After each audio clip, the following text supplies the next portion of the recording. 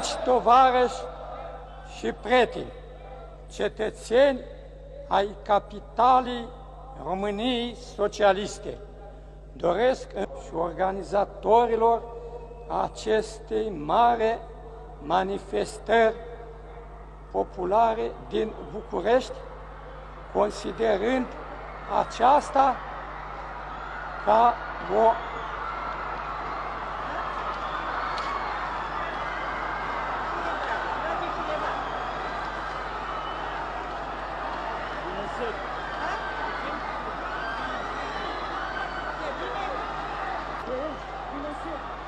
Nu, mă, hă!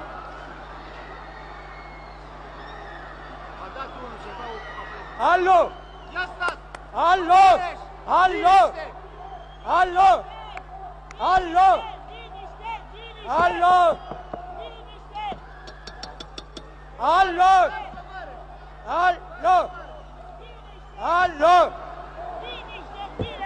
Alo! Alo! Alo! Alo! Alo! Liniște! Stai, stai. Alo! Alo! Tovarăși! Tovarăși!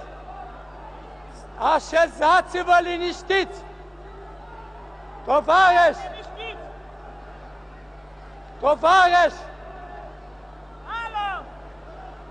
Tovarăși! Așezați-vă liniștiți! Alo! Stați liniștiți! Alo!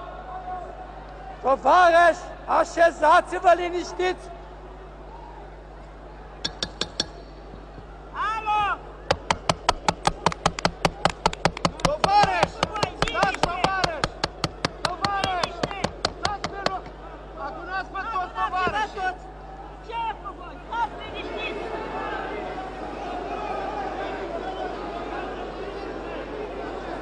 Liniște, n-auziți!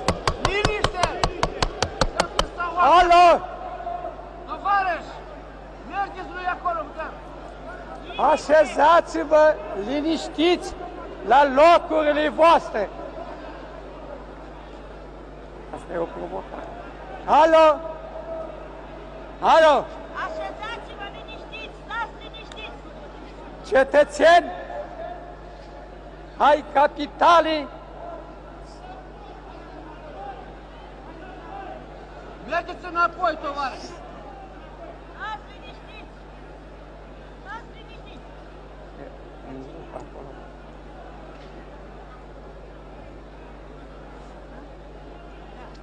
Liniștiți!